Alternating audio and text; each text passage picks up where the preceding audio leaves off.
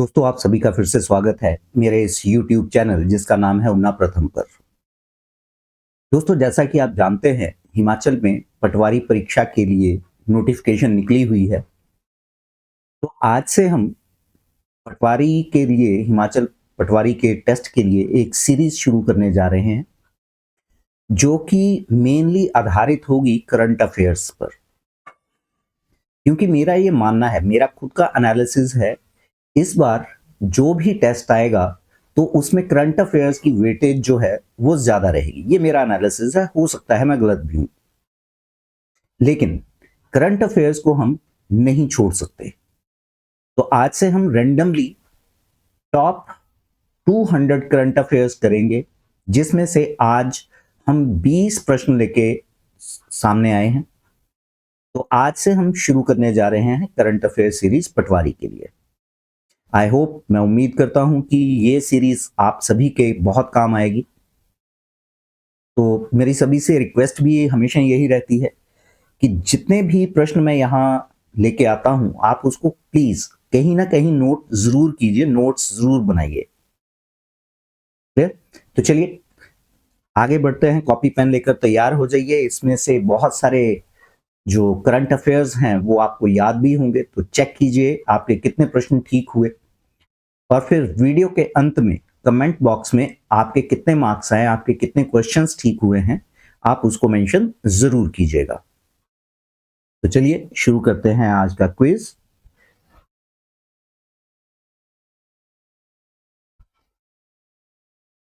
तो दोस्तों, आपके लिए पहला प्रश्न है, हिमाचल प्रदेश रेडी स्कीम के तहत हिमाचल को कौन सी संस्था सहायता प्रदान करेगी? पहली है option A International Monetary Fund, option B World Bank, option C Asian Development Bank या ऑप्शन डी नाबार्ड। आपके पास 10 सेकंड का समय है इसका जवाब देने के लिए।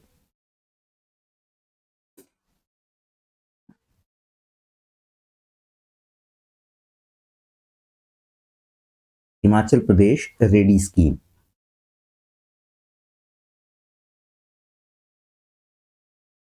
चलिए, आपका समय समाप्त होता है। चेक कीजिए आपका आंसर सही है या गलत। तो दोस्तों, ये है ऑप्शन बी वर्ल्ड बैंक। ठीक है। एचपी रेडी स्कीम जो है, इसकी फुल फॉर्म को नोट कर लीजिएगा। Himachal Pradesh resilient action for development and disaster recovery. ठीक है। Himachal Pradesh resilient action for development and disaster recovery. दोस्तों, जैसा कि आप जानते हैं, अभी हाल ही में हिमाचल में प्राकृतिक आपदाएं बहुत आई हैं, तो उससे नुकसान भी बहुत हुआ है। तो इंफ्रास्ट्रक्चर को दोबारा से रीबिल्ड करने के लिए, पुनर्निर्माण करने के लिए, रिकंस्ट्रक्शन के लिए हिमाचल प्रदेश को वर्ल्ड बैंक सहायता प्रदान कर रहा है। वैसे भी अगर हम हिमाचल की बात करें तो हिमाचल जो है सिज्मिक भूकंप की दृष्टि से भी काफी खतरा है यहाँ पे। तो उससे भी बचाव के लिए ये जो वर्ल्ड बैंक है ये हिमाचल प्रदेश की सहायता करेगा। क्लियर? तो पहला प्रश्न आई होप आपका ठीक हुआ होगा। बढ़ते हैं अगले प्रश्न की ओर।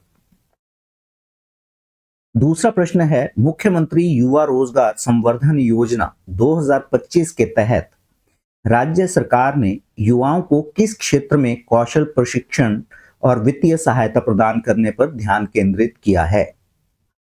पहला है ऑप्शन ए सूचना प्रौद्योगिकी, ऑप्शन बी पर्यटन और आतिथ्य, ऑप्शन सी कृषि और डेयरी, ऑप्शन डी हस्तशिल्प और बुनकरी। युवा रोजगार संवर्धन योजना।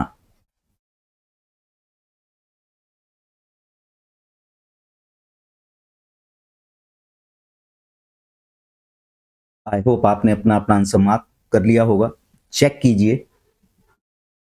यह है पर्यटन और आतिथ्य। क्योंकि हिमाचल प्रदेश में जो टूरिज्म है वो एक मेन सोर्स है इनकम का। ठीक है।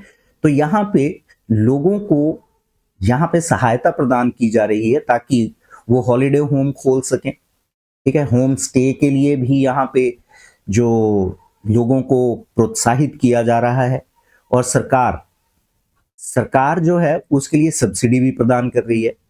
इसी तरह से क्योंकि हिमाचल में टूरिज्म एक बहुत इंपॉर्टेंट जो रोल प्ले करता है, तो यहाँ पे टूरिस्ट गाइड्स को यहाँ पे युवाओं को प्रोत्साहित किया जा रहा है कि वो टूरिस्ट गाइड बने। जितने भी पर्यटन आ रहे हैं तो उनको हिस्ट्री के बारे में बताना, वहाँ के क्षेत्रों के बारे में बताना, इसके लिए जितने भी युवा हैं इनको इनका स्किल डेवलपमेंट किया जा रहा है। तो पर्यटन और आतिथ्य, आई होप आपका आंसर ठीक हुआ होगा। बढ़ते हैं तीसरे प्रश्न की ओर। हमारा तीसरा प्रश्न है, हाल ही में हिमाचल प्रदेश में वन्य जीव संरक्षण को बढ़ावा देने के लिए किस पक्षी के संरक्षण के लिए एक विशेष परियोजना शुरू की गई है? Option A monal, option B snow leopard, option C cheer तीतर या ऑप्शन डी पश्चिमी ट्रैगोपैन यानी वेस्टर्न ट्रैगोपैन, जिसको स्थानीय भाषा में जुजुराना कहा जाता है। तो हिमाचल प्रदेश में वन्य जीवन संरक्षण को बढ़ावा देने के लिए इस पक्षी के संरक्षण के लिए विशेष परियोजना शुरू की गई है।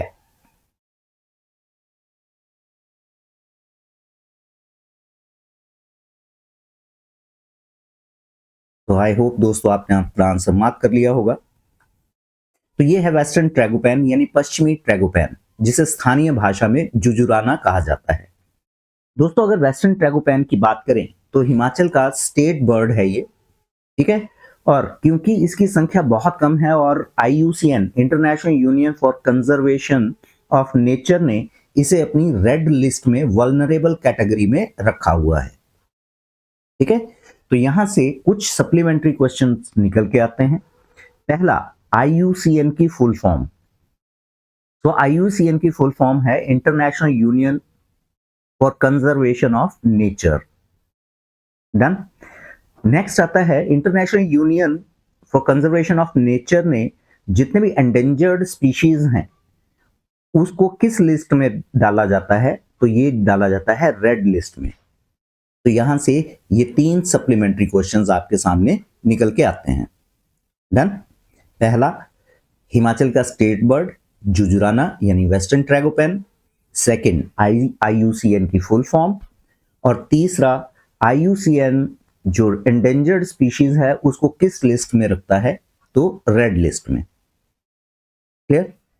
चलिए बढ़ते हैं अगले प्रश्न की ओर। और हमारा चौथा प्रश्न है, हिमाचल प्रदेश चंडीगढ़ में कितने प्रतिशत भूमि पर अपना दावा करता है?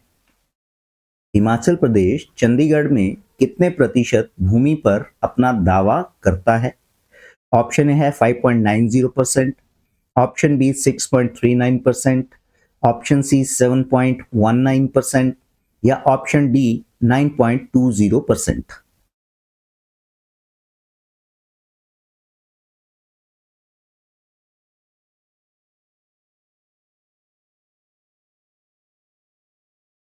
आई होप आपने अपना आंसर मार्क किया होगा।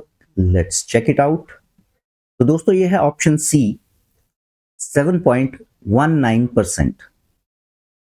दोस्तों 1966 में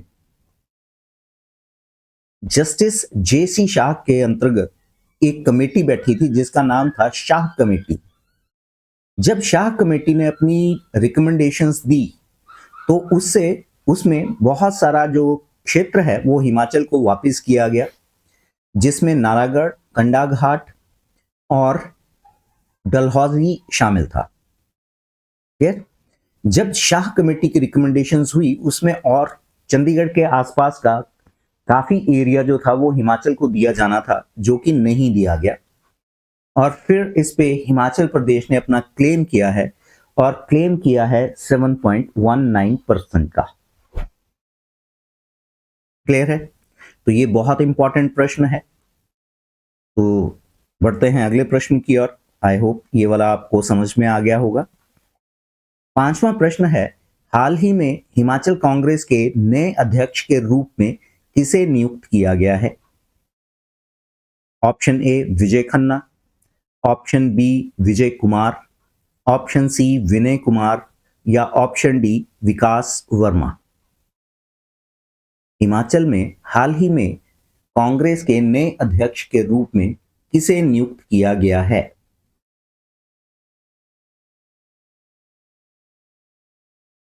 तो दोस्तों आई होप आपने अपना अपना आंसर मार्क कर लिया होगा। चेक कीजिए कि आपका आंसर ठीक है या गलत। तो दोस्तों ये हैं विनय कुमार। तो विनय कुमार को हिमाचल प्रदेश कांग्रेस कमेटी का नया अध्यक्ष नियुक्त किया गया है। दोस्तों बहुत इंपॉर्टेंट प्रश्न है ये, ठीक है, काफी चर्चा में भी रहा ये। तो बढ़ते हैं अगले प्रश्न की ओर। छठा प्रश्न है, हाल ही में पूर्व मुख्यमंत्री वीरभद्र सिंह जी की 6 फीट ऊंची प्रतिमा का अनावरण कहां हुआ था? ऑप्शन आपके सामने है, माल रोड शिमला, कुमार हाउस ये भी शिमला में है, अनाडेल ग्राउंड शिमला में है, या दौलत सिंह पार्क शिमला में है। पूर्व मुख्यमंत्री वीरभद्र सिंह जी की 6 फीट ऊंची प्रतिमा।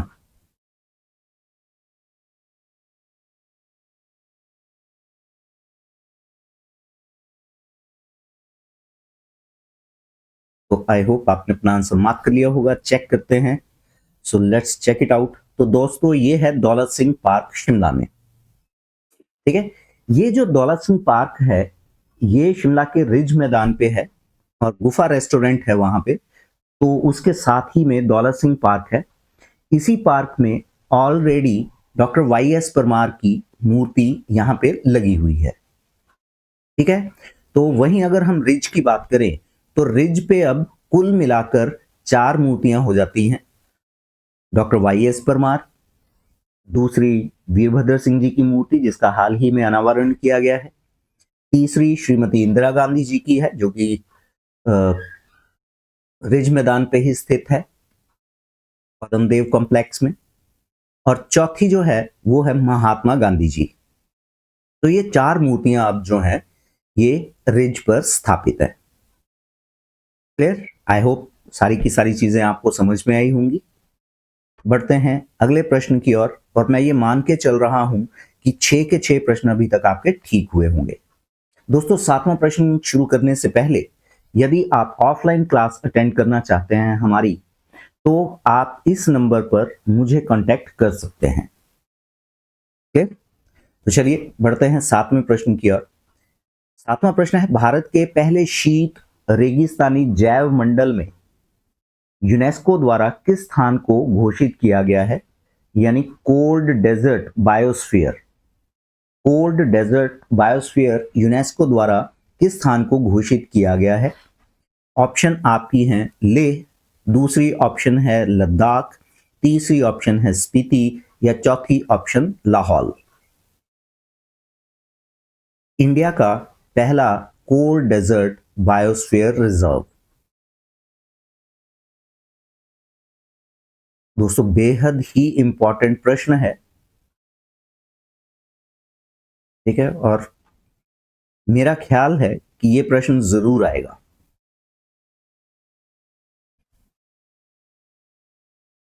आई होप आपने अपना आंसर मार्क कर लिया होगा। चेक कीजिए। तो दोस्तों ये है स्पीति। स्पीति जो है यूनेस्को द्वारा पहला कोल्ड डेजर्ट घोषित किया गया है, कोल्ड डेजर्ट बायोस्फीयर रिजर्व घोषित किया गया है इंडिया का, और ये हिमाचल में स्थित है, लाहौल स्पीति डिस्ट्रिक्ट, ठीक है। क्योंकि लाहौल स्पीति में जो स्पीति घाटी है स्पेशली, यहाँ पे जो ज्योग्राफिकल पोजीशन है और जो डाइवर्सिटी है ये बहुत इंपॉर्टेंट है, और इसी वजह से यहाँ पे स्पीति को इंडिया का पहला कोल्ड डेजर्ट बायोस्फीयर घोषित किया गया है। क्लियर? चलिए बढ़ते हैं 8वें प्रश्न की ओर। 8वां प्रश्न है, विश्व कप विजेता भारतीय महिला कबड्डी टीम में हिमाचल प्रदेश की कुल कितनी खिलाड़ी शामिल थी? Option A 5, option B 3, option C 6, या ऑप्शन डी 4। विश्व कप विजेता भारतीय महिला कबड्डी टीम।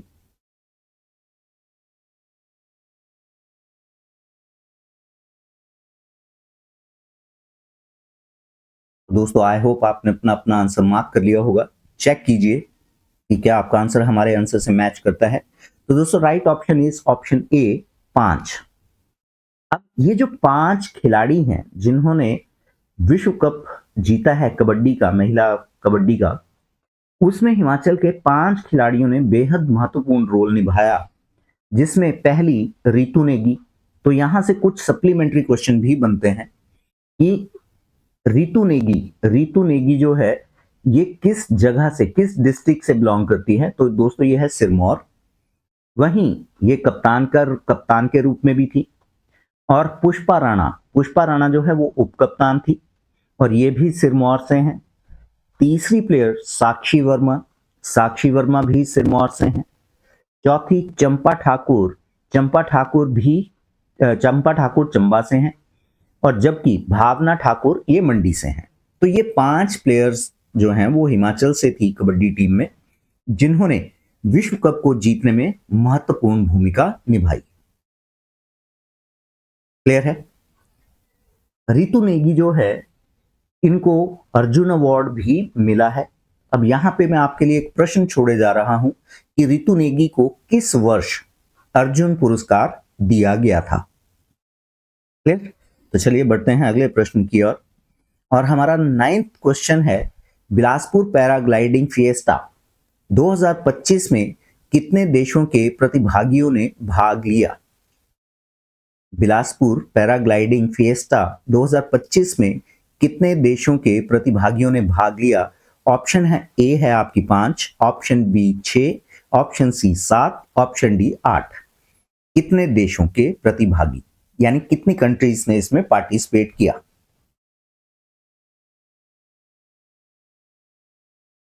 तो दोस्तों आई होप आपने अपना आंसर मार्क कर लिया होगा। चेक कीजिए।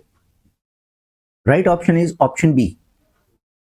ये जो पैराग्लाइडिंग फिएस्टा 2025 इस बार आयोजित किया गया, ये बंदला घाटी में हुआ, बिलासपुर की बंदला घाटी में हुआ, ये बंदला वैली में।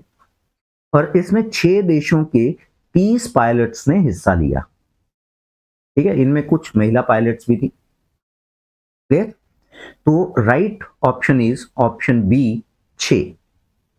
और यहां से सप्लीमेंट्री क्वेश्चन ये भी आ सकता है कि ये जो बिलासपुर पैराग्लाइडिंग फिएस्टा 2025 आयोजित किया गया, ये कौन सी वैली में किया गया था? तो ये बंदला में। ठीक है, तो देश हैं 6, पायलट्स हैं 30, और कौन सी घाटी में आयोजित किया गया? बंदला में। क्लियर? चलिए बढ़ते हैं हम अपने 10वें प्रश्न की ओर। 10वां प्रश्न है, भारत ने 2025 में अपना पहला मानव युक्त डीप सी मिशन सफलतापूर्वक लॉन्च किया है। इस मिशन का नाम क्या है? ऑप्शन है, option A Jalnidhi, option B Sagarika, option C Neelam, option D Samudrayaan.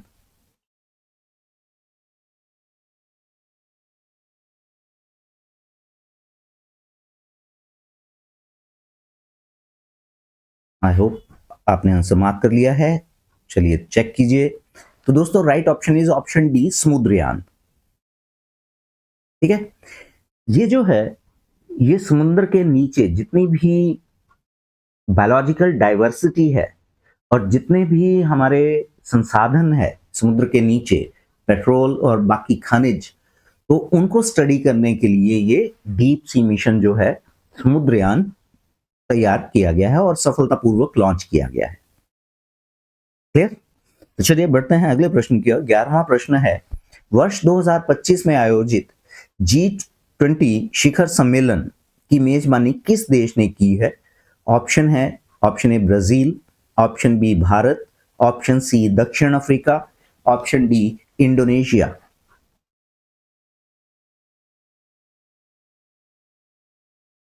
तो दोस्तों वर्ष 2025 में G20 शिखर सम्मेलन की जो मेजबानी की है वो की है, right option is option C दक्षिण अफ्रीका। ये जो आयोजन है ये दक्षिण अफ्रीका के जोहान्सबर्ग में आयोजित किया गया था। तो कुछ सप्लीमेंट्री क्वेश्चंस हम देखते हैं यहां से कि और क्या क्या प्रश्न बन सकते हैं। ये कितनेवें नंबर का आयोजन था? तो ये था 20वें नंबर का आयोजन था।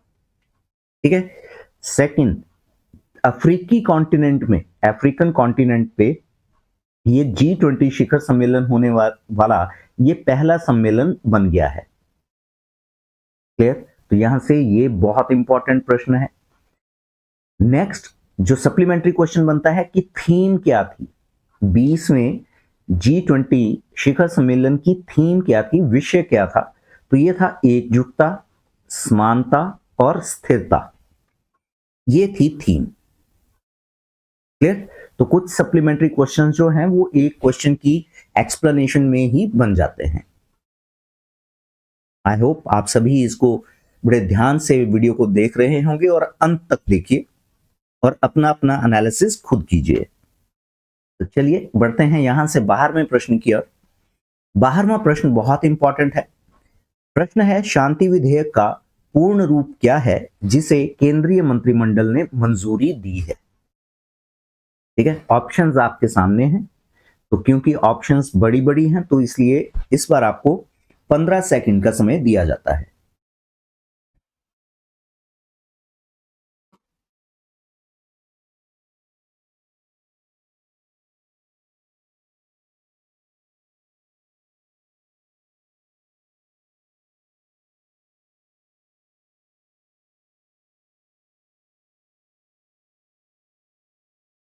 तो दोस्तों आई होप आपने अपना अपना आंसर मार्क कर लिया होगा। चेक कीजिए दोस्तों, ये है right option is option A. Shanti की जो फुल फॉर्म है वो है sustainable harnessing and advancement of nuclear energy for transforming India. दोस्तों इसमें न्यूक्लियर एनर्जी की बात हो रही है। अगर वर्तमान में हम देखें तो वर्तमान में न्यूक्लियर एनर्जी जो है वो गवर्नमेंट द्वारा संचालित ऑर्गेनाइजेशंस ही इसको कंट्रोल कर रही थी, लेकिन इस शांति विधेयक आने से जो प्राइवेट सेक्टर है इसको भी ओपन कर दिया गया है न्यूक्लियर एनर्जी में रिसर्च करने के लिए। ठीक है, तो न्यूक्लियर एनर्जी पे आधारित जो है वो प्रोजेक्ट्स बना सकती हैं प्राइवेट कंपनीज भी। क्लियर? तो ये काफी इंपॉर्टेंट है, काफी चर्चा में ये रहा। बढ़ते हैं अपने 13वें प्रश्न की ओर। 13वां प्रश्न है भारतीय सेना द्वारा लॉन्च की गई स्वदेशी सक्षम एंटी ड्रोन ग्रिड को किस कंपनी के सहयोग से विकसित किया गया था? दोस्तों ये भी काफी चर्चा में रही, इसको रिसेंटली लॉन्च किया है। तो राइट ऑप्शन जो है वो है HAL यानी Hindustan Aeronautics Limited. Option B DRDO यानी Defence Research and Development Organisation. Option C Bharat electronics limited यानी बेल और ये गाजियाबाद में है। या option D Tata Advance System Limited TASL। दोस्तों इन सभी की जो फुल फॉर्म्स हैं ये भी आपको याद रखनी है।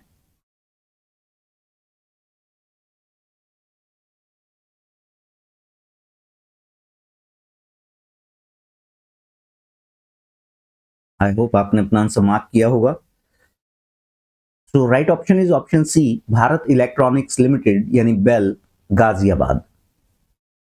दोस्तों इंडिया और पाकिस्तान के युद्ध के बाद, ठीक है, इंडिया ने एक ऑपरेशन सुदर्शन चक्र चला रखा है जिसमें हम भारत में बने हुए हथियारों का प्रयोग करने पर जोर दे रहे हैं।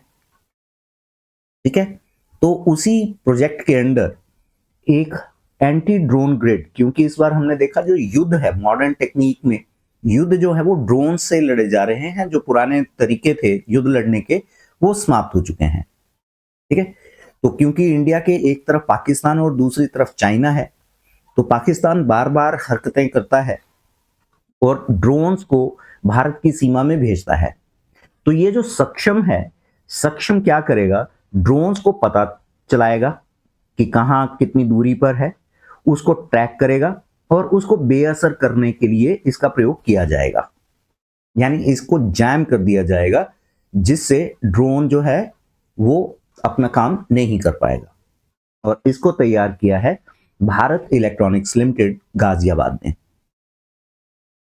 तो चलिए बढ़ते हैं अपने 14वें प्रश्न की ओर। 14वां प्रश्न है विश्व का सबसे बड़ा डाटा सेंटर निम्नलिखित में से किस राज्य में बनाया जाएगा? Option A Gujarat, option B Odisha, option C Maharashtra या ऑप्शन डी उत्तर प्रदेश। विश्व का सबसे बड़ा डाटा सेंटर।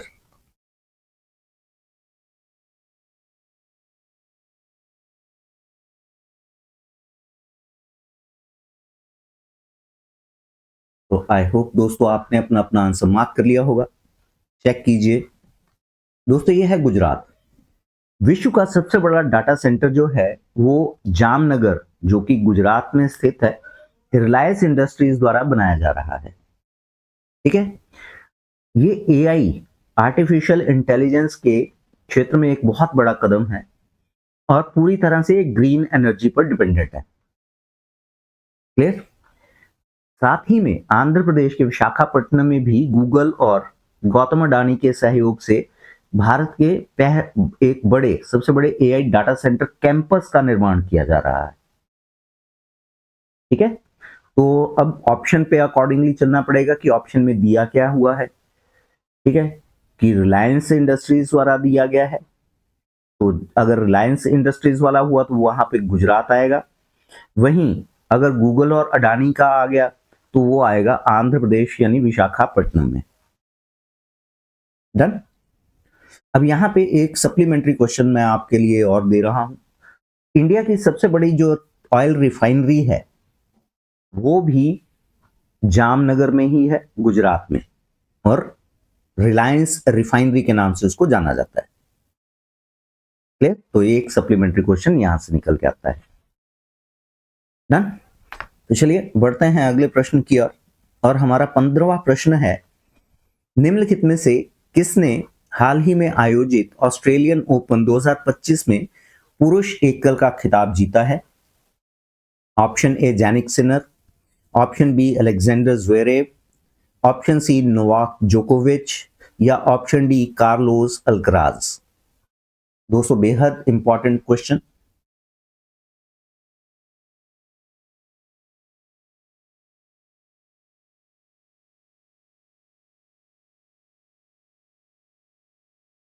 आई होप आपने अपना आंसर मार्क कर दिया होगा। पहले भी मैं एक क्विज में ये क्वेश्चन पूछ चुका हूं। तो Jannik Sinner, right option is option A Jannik Sinner. दोस्तों ये जो ऑस्ट्रेलियन ओपन है, आपको जो ग्रैंड स्लैम टूर्नामेंट्स हैं उनमें से ये एक है। तो ग्रैंड स्लैम आपको सभी के सभी याद करने पड़ेंगे कि उसका मेल विनर कौन है, फीमेल विनर कौन है। ठीक है, तो यार जो ग्रैंड स्लैम टूर्नामेंट्स हैं उसमें ऑस्ट्रेलियन ओपन, ठीक है, यूएस ओपन, फ्रेंच ओपन और विंबलडन आते हैं। तो ये 4 मुख्य टूर्नामेंट हैं जिनके आपको विनर हर हालत में याद रखने हैं। ठीक है, चलिए आई होप अभी तक आपके सारे प्रश्न ठीक हुए होंगे। बढ़ते हैं 16वें प्रश्न की ओर। 16वां प्रश्न भी बहुत इंपॉर्टेंट है। मनीला में आयोजित मिस यूनिवर्स 2025 का खिताब किसने जीता है? Sherry Singh, option A, option B Deepika Singh, option C Manika Gupta या ऑप्शन डी रेखा गुप्ता।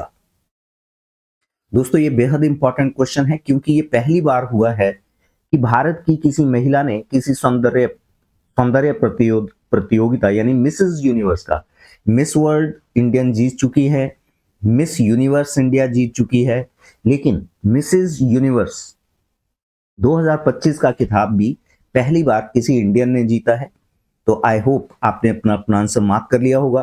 तो चेक कीजिए, ये है ऑप्शन ए शेरी सिंह। ठीक है, शेरी सिंह जो है इनको 2025 का मिसेस यूनिवर्स का खिताब मिला है। डन। तो ये जो आयोजन है ये कहां किया गया? ये एक सौंदर्य प्रतियोगिता थी। इसका आयोजन किया गया मनीला। मनीला जो है वो फिलीपींस की कैपिटल है। तो यहां से एक सप्लीमेंट्री क्वेश्चन यहां से ये भी बन जाता है। डन। दोस्तों ये जो प्रतियोगिता होती है ये बेसिकली सिर्फ सौंदर्य के लिए नहीं होती है, ये प्रेजेंस ऑफ माइंड यानी आईक्यू लेवल को भी इसमें चेक किया जाता है। तो इसने भारत का नाम रोशन किया है। ठीक है, तो शेरी Singh is the right option. बढ़ते हैं हम अपने 17वें प्रश्न की ओर। 17वां प्रश्न है, भारत का कौन सा शहर यूनेस्को द्वारा गैस्ट्रोनॉमी का रचनात्मक शहर घोषित किया गया है? गैस्ट्रोनॉमी, ठीक है। गैस्ट्रोनॉमी का संबंध जो है पकवानों से होता है, कुजीन से, इंग्लिश में जिसे कुजीन बोलते हैं। तो option A Lucknow, option B Srinagar, option C Bhopal या ऑप्शन डी नई दिल्ली। तो यूनेस्को द्वारा गैस्ट्रोनॉमी के रचनात्मक शहर के लिए किस शहर को सिलेक्ट किया गया, घोषित किया गया, डिक्लेयर किया गया है? दोस्तों अगेन बहुत इंपॉर्टेंट प्रश्न है ये, तो चेक कीजिए। तो right option is Lucknow. Lucknow को यूनेस्को द्वारा भारत के शहर लखनऊ को गैस्ट्रोनॉमी, पाक कला यानी कुजीन के लिए, बनाने के लिए रचनात्मक क्रिएटिव सिटी ऑफ गैस्ट्रोनॉमी के रूप में घोषित किया है। वहीं अगर हम लखनऊ की बात करें तो यहाँ पे अवधी और मुगलई व्यंजन, तो लखनऊ बेसिकली अवधी और मुगलई व्यंजनों के लिए प्रसिद्ध है और इसीलिए इसे क्रिएटिव सिटी ऑफ गैस्ट्रोनॉमी के नाम से घोषित किया गया है यूनेस्को द्वारा। क्लियर? तो बढ़ते हैं अपने 18वें प्रश्न की ओर। हमारा 18वां प्रश्न है, आईसीसी महिला विश्व कप का 13वां संस्करण भारत ने जीता है, ये उसका डैश खिताब है, यानी कितनवें नंबर का खिताब है? ये प्रथम है, द्वितीय है, तृतीय है या चतुर्थ? आईसीसी महिला विश्व कप का 13वां संस्करण जो कि भारत और श्रीलंका ने जॉइंटली और होस्ट किया था, तो भारत ने इसको जीता है। तो ये कितनवें नंबर का संस्करण, कितनवें नंबर पे हमने जीता है, कितनवां नंबर का खिताब है? तो आई होप आपने अपना आंसर मार्क कर लिया होगा। तो दोस्तों चेक कीजिए, ये है पहला ही, ठीक है। इंडियन विमेन क्रिकेट टीम ने पहली बार साउथ अफ्रीका को हराकर यह खिताब जीता है और ये भारत का महिला क्रिकेट में पहला खिताब है। सप्लीमेंट्री क्वेश्चन यहां से देखिए कि किसको हराया, उप विजेता कौन रहा? तो दक्षिण अफ्रीका, ठीक है। वहीं अगर हम मेन पॉइंट्स की बात करें तो ये 13वां संस्करण था और इसका आयोजन जो है भारत और श्रीलंका ने किया था। डन। फाइनल भारत ने नवी मुंबई के डीवाई पाटिल स्टेडियम में साउथ अफ्रीका को 52 रनों से हराया था। और यहाँ पे क्वेश्चन ये भी पूछा जा सकता है कि भारतीय टीम के कैप्टन कौन थे? तो Harmanpreet Kaur captain. Player of the match यानी ये चुना गया शेफाली वर्मा को, और player of the series Deepti Sharma रही हैं, ठीक है। तो दोस्तों ये जो इवेंट है ये बहुत इंपॉर्टेंट है, तो इसके एक एक पॉइंट को आपको याद रखना पड़ेगा, ठीक है। चलिए बढ़ते हैं अगले प्रश्न की ओर। 19वां प्रश्न है, हिमाचल का एक्वा पार्क किस स्थान पर स्थापित किया जा रहा है? एक्वा मतलब पानी, ठीक है। एक्वा पार्क किस स्थान पर स्थापित किया जा रहा है? Option A Kangra, option B Dharamshala, option C Nadaun या ऑप्शन डी शिमला।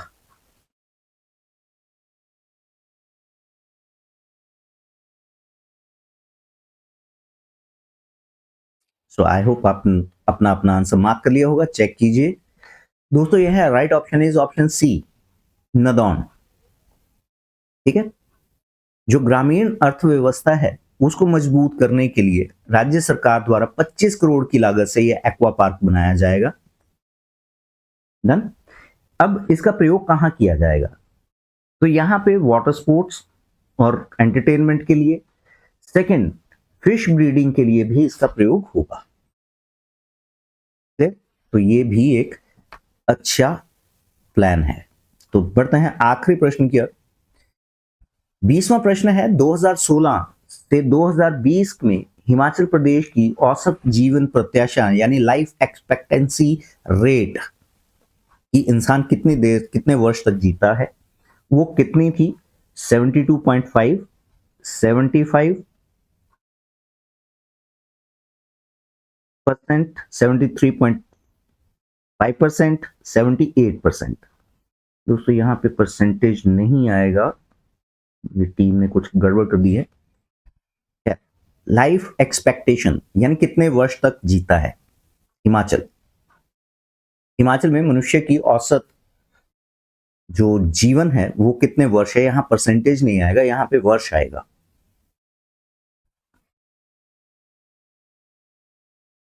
तो आई होप आपने अपना आंसर मार्क कर लिया होगा। तो दोस्तों ये है ऑप्शन सी 73.5 ईयर्स। ठीक है, हिमाचल में प्रति व्यक्ति जो है वो 73.5 वर्ष वो जीता है। वहीं अगर हम कंपैरिजन करें जो राष्ट्रीय है, जो नेशनल एज है, तो भारत में एक व्यक्ति की जो औसत आयु है वो 72.5 ईयर्स है। ठीक है, यहाँ पे परसेंटेज गलत लगा हुआ है। ठीक है, अब अगर हम बात करें कि हिमाचल की जो लाइफ एक्सपेक्टेंसी रेट है वो 73.5 ईयर्स है, जो कि नेशनल जो डाटा है हमारा उससे ज्यादा है। तो यहाँ पे उसका एक कारण है, यहाँ की जो पर्यावरण है वो कंपैरेटिवली शुद्ध है। ठीक है, और यहाँ पे जो हेल्थ इंफ्रास्ट्रक्चर है वो कंपैरेटिवली बेटर है। डन। तो दोस्तों ये थे 20 प्रश्न हमारे, जो कि आने वाले आपके पटवारी के टेस्ट में बहुत काम आएंगे।